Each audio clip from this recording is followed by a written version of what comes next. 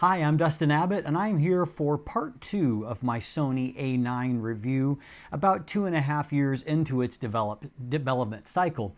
Now, when it was first released, I actually did not look at it. In 2017, I wasn't really into Sony yet, and it was actually the R2 that was the first Sony review that I did. I didn't love it. The R3 is actually the camera that came out and made me a believer in Sony, and of course since that point I've reviewed a large number of Sony cameras and gear since that point. And so in the A9 review, in the first look episode, we took a look at a few of the important details of that, including the design, the features, the handling of the camera. We examined the things that have been changed via firmware update, which is a significant list of major significant changes that Sony has made to the A9 as a part of that process. We then dived into what is arguably the kind of calling card for the A9, and that is a still roughly unparalleled autofocus system that has incredible tracking ability that really is a joy to use. So if you didn't see part 1 of the review, I'd recommend that you take a look at that video. Now, in the second part of the review, we're going to be breaking down two main areas of the camera's performance. One of those is the sensor performance, and to help you decide whether or not the 24 megapixel sensor on the A9 and its various attributes are sufficient for your purposes. The second thing we'll be examining is the video functionality, and there's a lot of good there. There's also one particular head scratcher here at this point that we'll jump into as a part of that. First of all, however, looking at the sensor. I thought when I was going into this that I was already actually very familiar with this sensor, having thoroughly reviewed the A7 III. And I made the assumption, somewhat flawed, based on the fact that they have a similar 24 megapixel of resolution and do behave in in similar ways, I should say, in a lot of areas. However, the A9 has a stacked sensor which behaves just a little bit differently, and so I don't know if it's due to that or due to some tweaks that Sony made over the 13 months in difference in the release times from May 2017 when the A9 was released, in June of 2018 when the A7 III was released. But certainly in that period they were able to make some improvements that do stand out. And so in my first episode I had a chart of areas that, strengths, pros and cons for both cameras, if you're comparing the A9 versus the A7 III. And so there's one more that I'll add to the category of the A3, and that is that it does in a few areas have a little bit better sensor performance. One of those areas is when it comes to dynamic range. The A9 sensor is actually rated at about 13.6, 13.7 stops of dynamic range, which is competitive with a number of cameras, but not with Sony's best. And so we're going to jump in and take a look at how it compares to the A7R3, which is one of Sony's best, and then also how it compares to another mirrorless option, which is Canon's EOS R, which I've got right here. And we'll take a look at how it compares looking at those areas. So we'll start by looking at dynamic range. Throughout this series, I've used the Sigma 40mm f1.4 Art on the various cameras, since it's fairly easy to adapt, either via the MC11 or when we're comparing to the EOS R on Canon's EF to RF control adapter. So in this case, what we have is a 3-stop under exposure, and so and here is our recovery taking place. So taking a quick look here, we can see that this recovery takes place nice and clean. No issues. I don't really see a lot of additional noise being introduced. If we look here on the face, everything is still nice and clean, and we're covering out of those shadows without a lot of additional noise introduced. Now, if we go on to a 4-stop recovery, we can see that we still have nice, clean shadow removal, or recovery, I should say. And you can see information is back in here, and without a lot of additional noise being added in, everything looks nice and clean. If we take a quick peek out here, what we can see is in the area that was completely crushed, there is a little bit of streaking in there and a little bit of additional noise. You can see some roughness in this area here. So it's not flawless and it's not A7 III level. It's pretty good though. This is the 4-stop shadow recovery. If we compare to the R3, we can see that R3 is actually a little bit cleaner in the shadows. You can see even though there's more pixels, there's a little less apparent roughness and the shadow area is smoother. Now if we can compare to the EOS R, we have a result that is fairly similar between these two cameras. With roughly about the same amount of noise. If we look at this area here, we can see that they both in this less extreme area have recovered fairly smoothly, and down in here they look roughly equal. Now if we go the opposite direction, we have a 2-stop overexposure here on the left side and then the recovery in post here. So let's take a peek in here, particularly in the various gradations on the face. And you can see that for the most part, everything has been recovered. There might be a little bit of lost information there, but otherwise we're doing pretty good. We can see that here on the book title, some of that has been recovered, not 100% of it. Here basically, there's enough contrast there that most all of that has been recovered. We'll be able to recover a good portion of this as well. Now to give you a sense of this is the base ISO shot here. And so we can see that in most of these areas, it's not too blown out. There's a little bit on this finger that we can see. And if we look down here, we can see there's a little bit of the color here and the title that's been lost, and similar down here of these. But for the most part, we've recovered most of the information with 2 stops. Now, if we take things on up to 3 stops here, you start to really lose information. Now, we have regained a fair bit of the information, but you can see there's a lot of what we call hot spots, areas where the information has been blown out and cannot be recovered by the dynamic range of the camera. We can see now here that we've lost, what text we did have here completely. Detail is lost here on the adjustment dial on the side of the camera, and we're starting to lose text here. At 4 stops, you've basically got catastrophe. And as you can see, even, the less high contrast stuff is looking artificial. Text is completely gone here. Looking over here, I mean, text is completely annihilated there. Even on the front dial of this, we can see lost information, and our face recovery is pretty terrible. Now, if we can compare the A9 with the R4, we can see that at 2 stops, they are fairly close to the same. The same areas where we seem to have lost some information are roughly the same. Looking here at the text, we've got about the same. Here, there's a little bit more that's recovered on the R4, or R3, I should say. And so it may be a hair better, even at 2 stops, but there's not a significant difference there. Now with the 3-stop recovery, what we see is that both of them have, are losing a lot of information there. Both of them have lost basically all of this information. You might see an extra little notch or 2 on that dial on the R3. Looking here, you can see there's still a little attempt to recover some of that has been lost on the A9.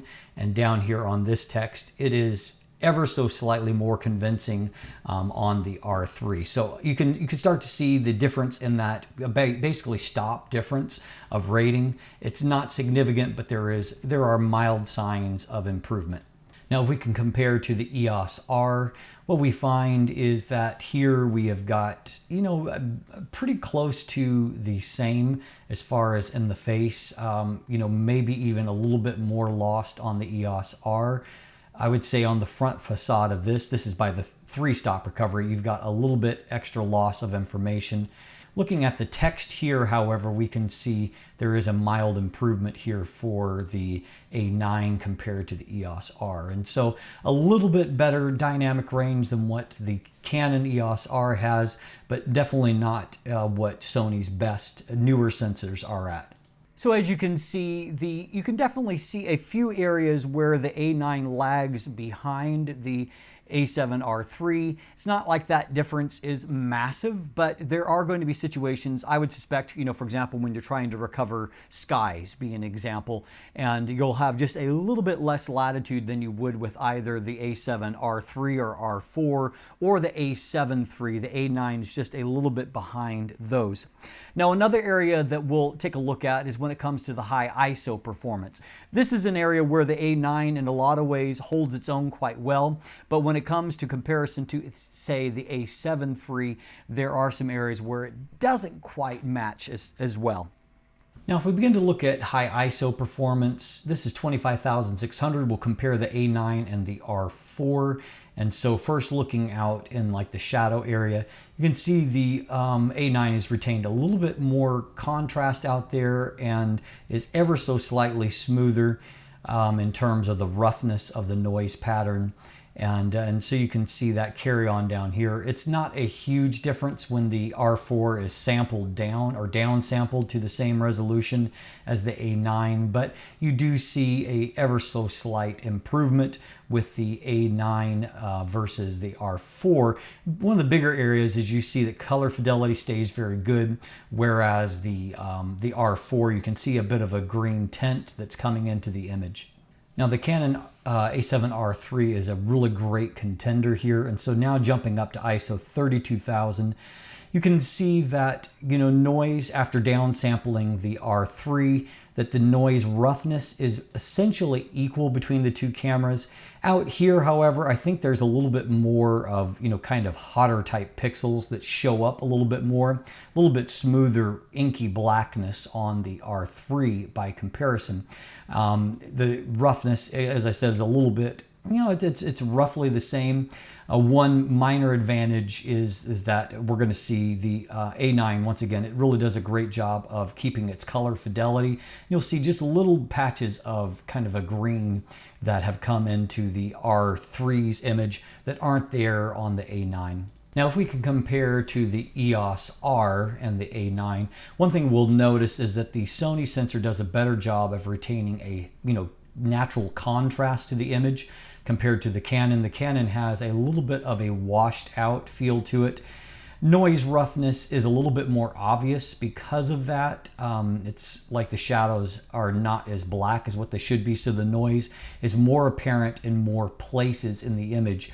Even though I'm not convinced that the actual roughness of the noise is particularly different between the two cameras. I think it's fairly similar, but again, that kind of brightness of the noise pattern and loss of contrast makes it a little bit more obvious than the A9. Now, one area where the A9 gets really great marks is for retaining color fidelity, even with the ISO cranked up. So here we have the top end of the natural range, the normal range, and as you can see, the noise pattern is pretty rough here at 51,200. Probably more so than what most people would be able to tolerate, I would say. But what we can also see is that the colors look very, very similar. Color fidelity in our different spots look about the same.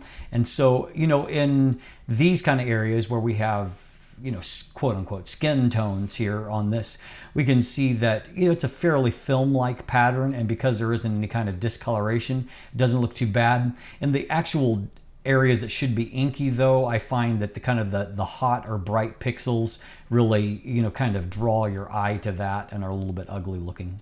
So what we see is the definite strength for the A9 is its ability to retain color fidelity, basically no matter what ISO value you're at. You still have good contrast to the image, you still have very good color fidelity, you just get more apparent noise as the ISO value begins to come up.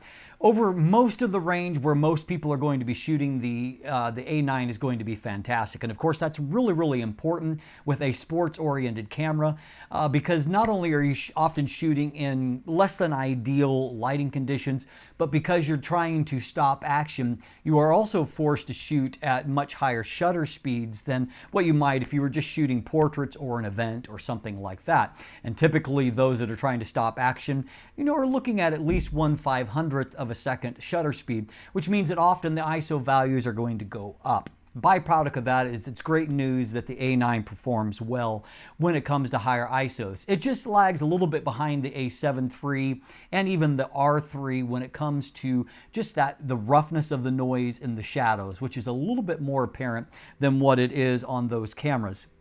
Now, one final area on the sensor performance I'd like to look at is when it comes to the color science of the A9. And I'm not going to do a detailed analysis here, just kind of a gut reaction as a photographer. Now, here we have essentially an identical setup for looking at skin tones. This is shot with the Sigma 35mm f1.2. I used a Godox 8200 Pro flash to provide some fill flash. What we're mostly looking at here, however, is the skin tones, and this is between the R4 and then the A9. And so you can see magnification levels are obviously quite different. What you can see is there are slightly more saturation in the skin tones compared to the R4. And what I find is that the reds are maybe a little bit more deeply saturated in particular. To me, it gives a slightly more natural skin tone look here with, with the reds less saturated. I find that the skin looks a little bit more sallow by comparison. And so I would say that I like the A9's colors a little bit better. Here's a few other examples. I mean, this is a wide aperture shot. Color looks really, really great though. Again, this is with the Sigma, and this is actually at f1.2, and so it's pretty incredibly sharp for f1.2. It also shows that how the sensor provides good detail. Here's another one that I really thought looked great. I find that a lot of times when I'm shooting with a variety of cameras, including the A9, that the A9 amongst Sony cameras has just ever so slightly more compelling color. And I don't know exactly why that is, but I do like what I get off of it quite well. One final shot here, and this just kind of gives us an idea of, resolving at, landscape purposes. Not as high resolution, obviously, as the R series, but you can see there's lots of detail in this image, plenty for printing. And so, as long as you don't need incredibly high resolution, there's still a lot there that's very attractive. So I just noted that, as you saw, a few quick comparisons there, but I noted that when I was using, say, I went out for a couple of hikes carrying the A9 and the R4 and the A9 and the R3. And what I found is that when I was reviewing images with, kind of in a blind test, not knowing which camera taken which, just kind of looking back, that I found that a lot of times it was A9 images that caught my eye. And so there is something about the color science that does appeal to my eye, and I like it. So let's transition to talking about video. I'm actually filming on the A9 right now, and that has actually become a very popular thing to do for a lot of people who own the A9 because it does have a lot of video strengths. But it does have one really weird oddity to it, and that is that amongst basically all the Sony cameras that I've used, it alone lacks color profiles. Lacking color profiles means that you're also missing things like S-Log or HLG for high dynamic range. And so you have less flexibility of what kind of footage you're going to get and what the tone curve is going to be like of that footage. Now that's obviously a liability for those that are really serious about video and want to color grade it. And the ironic thing is, considering that Sony has added so much to this camera via firmware, the thought was very early on that picture profiles would be added via firmware. And in fact, some Sony engineers hinted at that in some public forums. But here we are 2.5 years in, and while they've added a ton of stuff via firmware, that's something that hasn't happened. Now, because it's in so many other cameras, it certainly would seem like the camera architecture is capable of supporting that. So who knows, maybe we'll yet see it in a future firmware update. However, despite lacking that, the footage is good in the A9. The sensor dimensions, serve it well when it comes to downsampling to 4K. So it oversamples really a 6K image, and then it oversamples and downsamples to the 4K image. So the good news, because of the way that the math works out, it's done without any kind of pixel binning and certainly without any kind of discarding of pixels, which gives you a little bit cleaner footage, a little bit higher resolution. There is another actually unique advantage for the A9 that's true of it and not for most of the other Sony cameras that I've looked at. And that is that while developing around an electronic shutter. Rather than that being kind of the afterthought, it is the primary shutter actuation on this camera is through an electronic shutter. And of course it has an incredibly high, burst rate. And so that meant that they needed to solve the problem of rolling shutter for stills. So they worked very hard. They did a great job of that. The fringe benefit is for video, and that while, prepare yourself, this footage is a little bit nauseating because of the movement, what you will note as you watch this is as we pan back and forth, straight lines are staying straight. They are not bending or folding over, as is often the case due to rolling shutter. And so that certainly is a unique advantage. The other reason why, of course, a lot of people use this camera for video is not just the quality of the footage, but of course that incredible focus system and very good AI/IF tracking means that it does a great job for doing what I'm doing right now, and that is filming and expecting the camera to accurately track my face as I animatedly move around. And that, as you can tell from the footage, is something that it does very well. So in conclusion, as we wrap up this review, years into the product cycle, I do want to say, above all, kudos to Sony for supporting this camera. It is often in the past, Sony has been so quick to move on to the next innovation and the next camera that it has left, existing camera owners feeling a little bit orphaned in the process. But Sony has certainly not done that. We are now on firmware 6 on the A9 at the time of this review, and they have added a pretty thorough list of features. So many features, in fact, that Sony might have been able to get away with, releasing a whole nother camera with these features and marketing it as an upgrade. But they haven't done that. They have supported existing A9 users and given them a lot of improvements via firmware. So kudos to them for that. And partly because of that, this is still an amazing specialized machine at the end of 2019. That having no blackout when it comes to tracking, and so being able to look through the viewfinder, track a subject without losing it ever, without blackouts in between frame. And so that ability to just stay very engaged with the tracking process is quite incredible and really unmatched by pretty much anything else. And so this is a fantastic camera for that. At the end of the day, I always recommend that you buy the tool that suits the kind of job that you need to do. So maybe you're a person that needs higher resolution, and so the A7R III or the A7R4 is going to be a better option for you. Maybe your priority is video, and some of those sensor tweaks, along with having picture profiles in the A7 III, make it a better option for you. However, if you want to track action, and that is a part of your portfolio, you shoot sports, you shoot wildlife, there is really still, outside of the A9 Mark II, no better tool available to you than the A9. And it is held up really, really well as an action performance camera that does a lot of very specialized things, and now does it at quite a reasonable price due to market movement.